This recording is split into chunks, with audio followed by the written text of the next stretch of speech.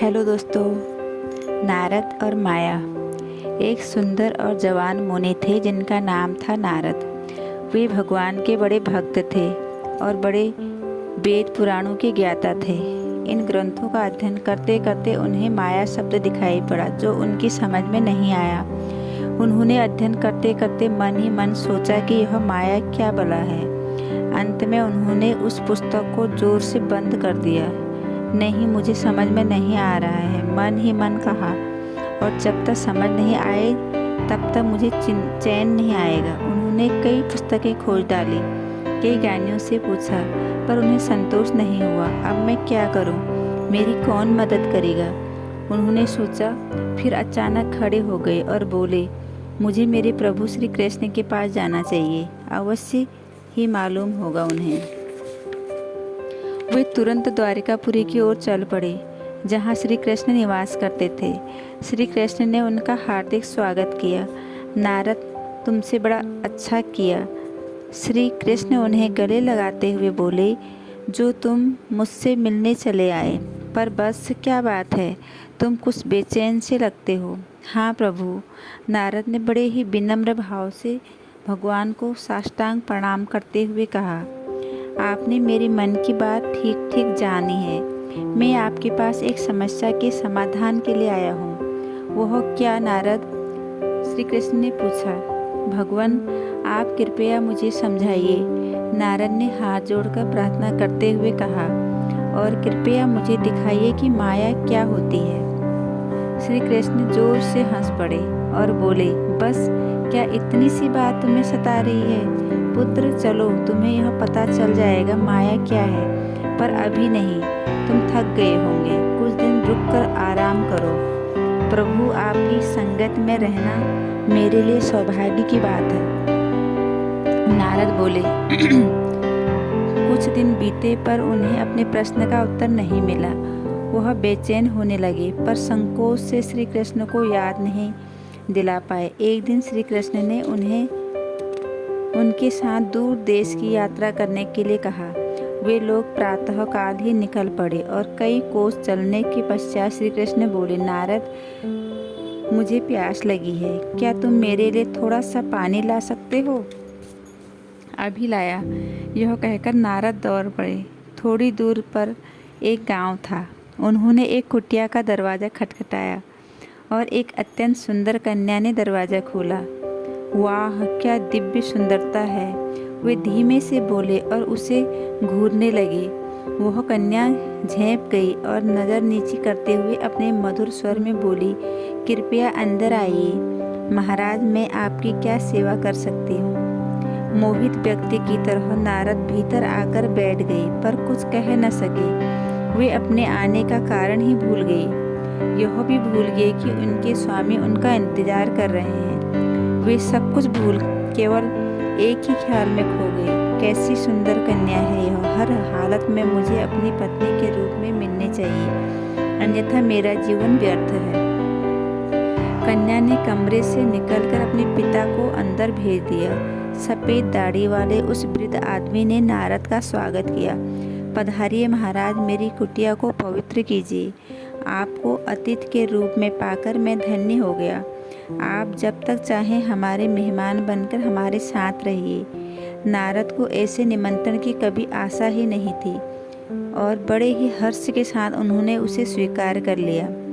उन्हें उस कन्या से बातचीत करने के कई मौके मिले और वे प्रतिदिन एक दूसरे से वार्तालाप करते थे। बातों ही बातों में प्यार हो गया। एक दिन उन्होंने उससे पूछा, प्रिय, क्या तुम मुझसे शादी करोगी? कन्या ने शर्माकर पैर के अंगूठे से जमीन कुरेदते हुए कहा, यदि मेरे पिता राजी हो तो मुझे कोई आपत्ति नहीं है। मैं अभी इसी वक्त उनसे बात करता हूँ, नारद बोले, और कन्या के पिता से बात करने अंदर चल दिए। वे अपना प्रस्ताव देने के लिए उतावले हो उठे, पर जब वे उसके पिता के समक्ष आए तो अपना धीरज गंवा बैठे और शर्माते हुए बोले, महाशय, मैं आपसे कुछ बात करना चाहता हूँ। हाँ हाँ अवश्य, पर पहले आप बैठिए तो, पिता ने मुस्कुराते हुए कहा। नारद बैठ गए। वे हाथ रगड़ने लगे। सिर खुजलाने लगे और फिर बोले, हाँ तो महाशय, मेरा एक प्रस्ताव है, यहाँ एक निवेदन है। नहीं, क्या मुझसे आप क्या हाँ कर देंगे? अच्छा, आपकी कन्या, मेरा मतलब। और वह वृद्ध आदमी जोर से हंस पड़े और बोले, बेटा, मैं समझ गया। यदि मेरी बेटी हाँ कर दे तो मेरा आशीर्वाद तुम्हारे साथ है। धन्यवाद पिताजी, धन्यवाद, नारद प्रसन्नता से बोले। पर बेटा, मेरी एक अर्जी है, पिता ने कहा। वह क्या पिताजी? नारद ने पूछा। शादी के बाद तुम्हें यहाँ मेरे साथ रहना होगा, पिता ने कहा। नारद ने यह बात खुशी खुशी मान ली। एक शुभ दिन, शुभ मुहूर्त देखकर नारद का उस कन्या से विवाह हो गया। वे अत्यंत प्रसन्न हुए। इसके पश्चात 12 वर्ष बीत गए। उनके ससुर का स्वर्गवास हो गया। नारद ने उनकी संपत्ति प्राप्त की। वे अपनी जान में सुख चैन का जीवन व्यतीत करने लगे। अपनी पत्नी, बच्चे, खेत, गाय, बछड़े के साथ वे समय कटने लगे। अचानक एक रात एक भयानक आवाज सुनकर वे चौंक कर जागी। ओह, यह तो तूफान सा लगता है। उन्होंने बाहर देखते हुए मन ही मन कहा, चाहे बादल गरजे, बिजली चमके या मूसलाधार पानी बरसे, मैं तो अपने घर में अपनी पत्नी और प्यारे बच्चों के साथ निश्चित और सुखी हूँ। यह सोचकर वो वापस सो गए।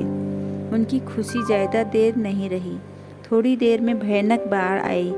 नदी में पानी बढ़ता हुआ किनारों से ऊपर बहने लगा और सारा गांव जलमग्न हो गया। मकान गिर गए। पशु, आदमी बहाव में बहने लगे और डूबने लगे। पानी के तेज प्रभाव में सब कुछ अस्त व्यस्त हो बहने लगा। नारद अपने बच्चों की चीख सुनकर आगे जागे और बिस्तर से नीचे उतरकर उन्होंने दरवाज़ा खोला। जब उन्होंने दरवाज़ा बाहर का दृश्य देखा तो उनका चेहरा उतर गया। हे भगवान, मेरे घर को बचाओ, वे चिल्लाए। पर उस पानी की ओर आवाज़ में उनकी चीख विलीन हो गई और पानी तेजी के साथ उनके घर में घुसने लगा। नारद को अपने बचाव के लिए वहाँ से भागना पड़ा। उन्होंने एक हाथ से अपनी पत्नी का हाथ पकड़ा और दूसरे हाथ से अपने दो बच्चों को थाम लिया। एक छोटे बालक को उन्होंने अपने कंधे पर बिठा लिया और पानी के उस तेज बहाव को काटने का प्रयत्न करने लगे। उनके दुर्भाग्य ने उन्हें गलत जगह पहुंचा दिया। 2-4 कदम चलने के बाद बहाव और तेज हो गया और कंधे पर बैठा हुआ बच्चा पानी में गिरकर बह गया।